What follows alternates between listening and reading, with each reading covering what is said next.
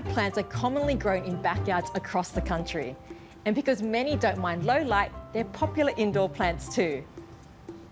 Just think of the classics like philodendrons and monsteras with their signature holes.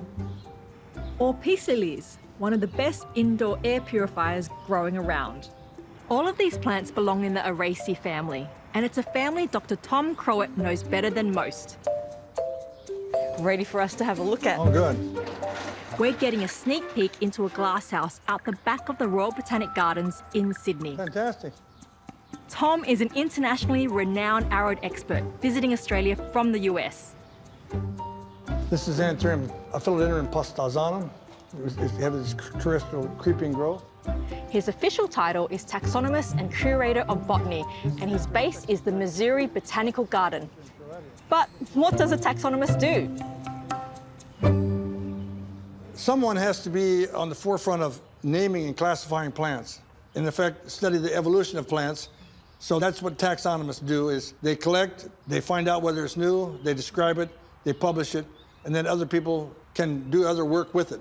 It might be that some of these plants have interesting properties, but you first have to know that it exists and it has to have a name.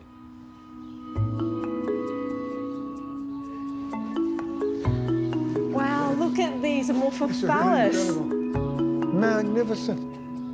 I mean, there is really so much diversity in the aroid genus. Well, Amorphophallus has almost 200 species, so it's a large genus.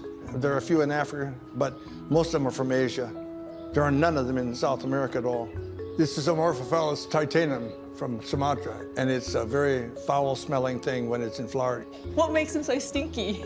Well, they attract flies because they're pollinated by flies, and flies are attracted to foul scents, dung and rotting meat. That's why they stink so bad. The plant is quite rare in its actual habitat. One of Tom's great achievements has been championing the protection of aroids and their habitat. He's traversed tropical regions of the world, in particular Central and South America. It's been an adventure, certainly not a life of luxury.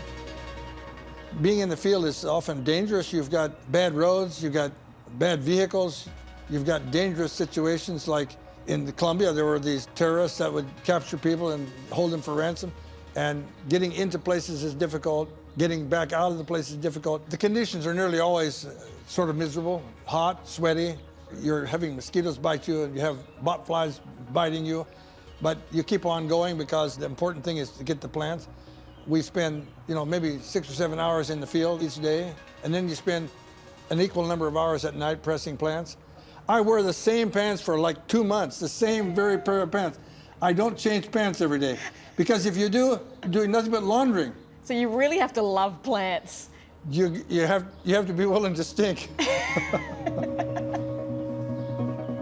Over a lifetime, Tom's collected and described over 100,000 plant specimens. So what Anthurium is this, Tom? This is Anthurium colonicum from Panama. It was one that I described a number of years ago. Of course you did.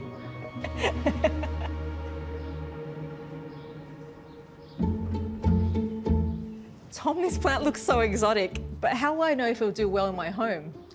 This is Anthurium vittariifolium, which comes from the upper Amazon region where there's a relatively long dry season.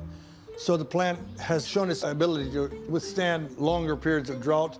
So because of this, I know that the plant is going to be able to withstand a certain amount of low humidity, which will be present in your house. So it's ideal to look at a plant's origin or where it comes from? Yes, it's really important to know where it came from and what kind of a forest it occurred in the wild, especially the amount of rainfall that it gets and whether there's a dry season. So this one is definitely going to do well in my home then? Absolutely, unless you water it too much and kill it. It's quite possible. Dieffenbachia. At 85, Tom has no plans of slowing down. Prior to meeting me in Sydney, Tom was with aroid enthusiasts in far north Queensland on the lookout for new species. So you met this Australian native up north? Yes, we found it in North Queensland just recently. Rhaphidophora hayi. Is this how it typically grows? Yes, it's a hemiepiphyte that grows up the sides of trees, or an epiphytic climber. When it's an adult plant, it usually has these spreading branches, But when it is a juvenile plant, the leaves are pressed to the surface. We call those shingled leaves. They're completely flattened onto the surface as if the roof tiles on a house. And are there many Araceae species in Australia? Yes, there's quite a number. Australia is less well known and fewer species because it's further to the south. But nevertheless, there are 50 or 60 species in Australia, and some of them are new, like this one. And worldwide, do you think there's still many that haven't been discovered and described? Absolutely, incredible numbers of species. They're in the thousands. I believe that there's anywhere between 5,000 and 12,000 undescribed species in Colombia alone. Wow. Where can gardeners go to get more information about aroids? The Aroid Society of Australia has members in every part of Australia. I would suggest that everybody belong to this organization and help to pitch in with these volunteer groups that are working with aroids, and to learn more about how to conserve them as well, because some of them are endangered. And also to get plants, because they have many, many species available to them. From the rare to the readily available, there really are so many aroids to know and grow. And gardeners everywhere can cultivate and care for these majestic plants.